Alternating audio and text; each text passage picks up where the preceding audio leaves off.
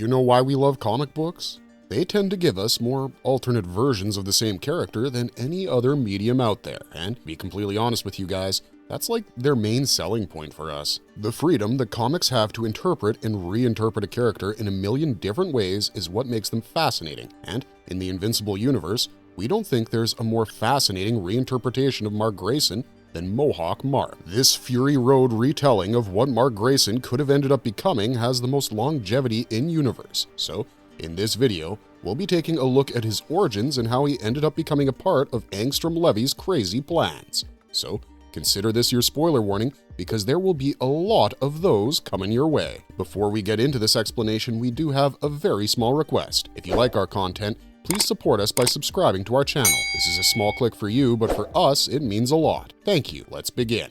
He accepted his father's deal and then some. Mohawk Mark's backstory in his dimension. In the Invincible multiverse, most Mark Graysons led the same kind of lives up until a certain point that ends up turning them evil. Of course, there are versions of Mark who have been raised to become Viltrumite conquerors from the very beginning, but there are far more versions of him who accepted Omni-Man's offer to join him after he kills Immortal in front of him. Mohawk Mark was one such guy, and apparently, the delusion had always been strong with him. See, what all evil versions of Mark Grayson have in common is the fact that they think they're better than everyone else because they're so powerful. A few of these alternate Invincibles have killed Omni-Man as a display of their strength, and considering Nolan is pretty much absent from Mohawk Mark's reality, we can assume that he did the same thing. But that wasn't the peak of his delusion. That came when he tried to convince the Teen Team to take over the world with him while believing that they'd actually back him up. Mark nearly got Eve to join him, but when he killed her ex, Rexplode, he ensured the demise of the Teen Team as well. Mohawk Mark ended up killing the woman that he loved and went on to assume the throne of Viltrum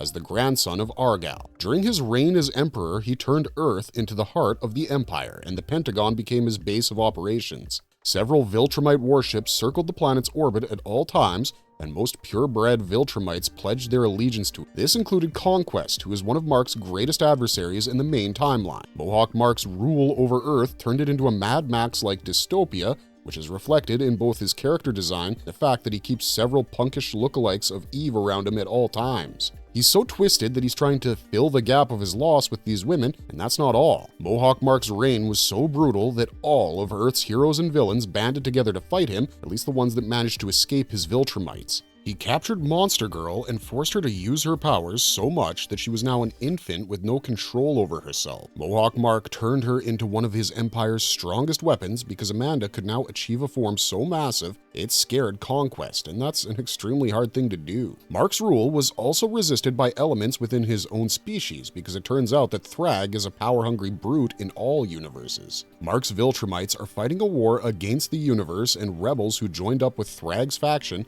but this doesn't include any of the main Viltrumites that we know. Anissa, Craig, Lucan, they're all loyal to Mark, and his rule over Earth is solidified with their iron fists. An emperor's success is only measured by the amount of territory he conquers, so when Angstrom Levy shows up in Mohawk Mark's dimension, promises that he would help him expand to universes and dimensions beyond his own, Mohawk Mark is all too eager to agree. He joins Angstrom's army of evil versions of himself and arrives at the prime timeline to become his own worst nightmare. He's almost as strong as Prime Mark himself, Mohawk Mark during Invincible War. Mohawk Mark makes the first move in the Invincible War when he flies through Stronghold Penitentiary in Chicago and frees every inmate being held within its Ultra-Max walls. He questions if this is what passes for a prison in this reality because where he comes from, all such facilities are built to withstand assaults from Viltrumites. Prime Mark arrives just in time to stop him from spreading further chaos, but the two are equally matched in terms of strength. Our hero begs his Mohawk mirror twin to stop fighting him because they could technically do this forever, but Mohawk Mark doesn't care. He's disgusted that he even has to engage with this lesser version of himself who refuses to accept his glorious destiny. Prime Mark ends up incapacitating him by smashing his ears, but then he's attacked by a confused Capes Inc., which allows Mohawk Mark to make his escape. He proceeds to destroy the Empire State Building and then the rest of New York City over the course of the next 2 days, becoming one of the last evil Marks to survive the war. When Angstrom Levy reconvened his remaining soldiers above Mark's childhood home, the other evil Invincibles started arguing about its importance in their lives, but Mohawk Mark just wanted to get to the point. He'd been promised that his empire would reach dimensions beyond his, but so far he'd lost soldier after soldier to forces he'd been led to believe were inferior to him, and now Levy wanted to settle a score before giving him his reward. Mohawk Mark didn't exactly put up a fight when one of the other Invincibles rebelled against Angstrom, but he did get annoyed by the fact that he had to pay for his loud mouth. Instead of killing his rebellious soldiers, Angstrom stranded them in the wasteland dimension and left them to fend for themselves. As strong as Invincible was, even he couldn't survive starvation and dehydration, so before long, the remaining 8 Marks took to, well, have you ever heard of the Franklin expedition? That's a fun Google. They were spurred on by a particularly unhinged evil Invincible, and in the beginning, their decision to cannibalize one of them was mutual. They admitted that they were all grade A degenerates, but this guy was so annoying, all of them agreed to kill him and then devour his flesh without giving it a second thought. It was only after that things started getting dangerous, because as their food supply dwindled,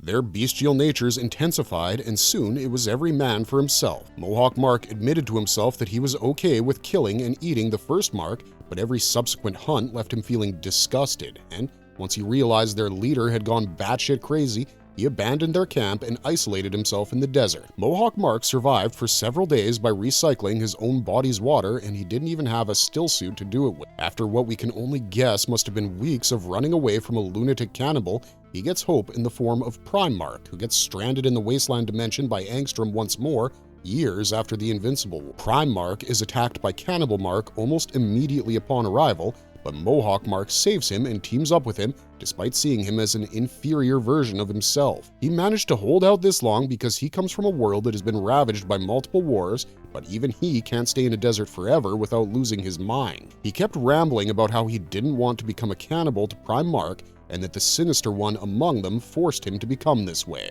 The two of them managed to corner the cannibal Mark Grayson, and Mohawk Mark beat him to death with his bare hands. He kept screaming how he made him do things he never wanted to do, and when the life went out of Cannibal Mark, Mohawk Mark flashed a sickening grin because he'd won. To him, winning was everything, and he could only do it thanks to Prime Mark's help, so he got a free pass from him for life. When Angstrom Levy reopened the Pocket Dimension portal, Prime Mark flew out to kill him, but Mohawk Mark took over the task when he proved himself too soft. Turns out, in the time he was stranded there, Eve had managed to facilitate a change of heart in Angstrom Levy, and he was willing to atone for his sins. Prime Mark didn't really know how to deal with this sudden development, but Mohawk Mark did. He flew Angstrom back to his home dimension because he needed to collect on the debt that he was owed. Prime Mark watched his Mad Max counterpart fly away with a look of deep concern on his face, not because he was scared about what was going to happen to Angstrom, but because he had no way of knowing. As soon as Mohawk Mark and Levy disappeared, he told Eve that he was going to find them for good,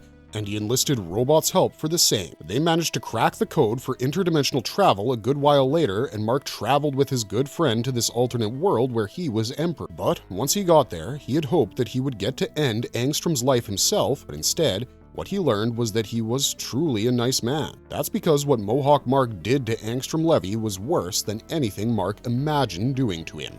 The last surviving member of Angstrom Levy's army until he wasn't. Mohawk Mark's fate. When Mark and Robot arrived in Mohawk Mark's dimension, they were immediately greeted by Conquest, who told them to follow him to his base of operations. Conquest believed that Mark and Robot were representatives from Thrag's rebel faction, but Mohawk Mark immediately recognized the Invincible who saved his life. He gave Mark and Robot free access to his seat of power and escorted them to see Angstrom, all the while happily thanking quote-unquote himself for saving him from that hellhole. Mohawk Mark caught Prime Mark staring at his Eves and explained that he needed them around to keep her fresh in his memory. As he led the duo down to the basement, Mohawk Mark started talking about he and the other Marks realized that they were all evil, they just had different buttons that needed pushing. For some of them, their father did the button pushing. For others, it was Adam Eve's death, be it at their hands or another's. No matter how much Mark tried to be a good person, in the end, he always felt the difference between himself and those he aimed to rule, and he had no problem embracing his strength in other realities. He was in the process of extracting Angstrom's dimension-hopping technology from his body, and Robot betrayed his old friend. He incapacitated both Mohawk and Prime Mark with a sonic frequency he'd discovered, killed Angstrom and the scientists working on him, and then killed the former as well. He had seen enough to know that if Mohawk Mark was left to his devices long enough, he would eventually bring his conquest to the Prime timeline, and Robot couldn't have him or Prime Mark interfering with his plans for world domination. He developed a device that would go down a Viltrumite's throat, latch on, and then blow them up from the inside. Mohawk Mark was his test subject for this weapon, and it worked flawlessly. Robot left Prime Mark stranded in the Mohawk dimension, and it took several months of posing as an evil dictator to get back to his own reality. It worked out for the most part because Mark just had to tear his hair out and act like a jerk, but even that required immense effort when it's the exact opposite of his usual personality. He has to look for and convince the robot and Mauler of Mohawk's dimension to help him go back to his own. He also helped them develop a clone of his body, which Rudy uploaded his consciousness to, and then used it to take over Mohawk's empire. Under his leadership, the Viltrumites were stirred towards a more benevolent direction, and who knows, maybe his relationship with Monster Girl is a lot healthier in this one. But one thing is for certain, Mohawk Mark's life showed us just how far down the road of brutality Mark Grayson is capable of going. He had turned his planet into a proper wasteland, and all just to secure his control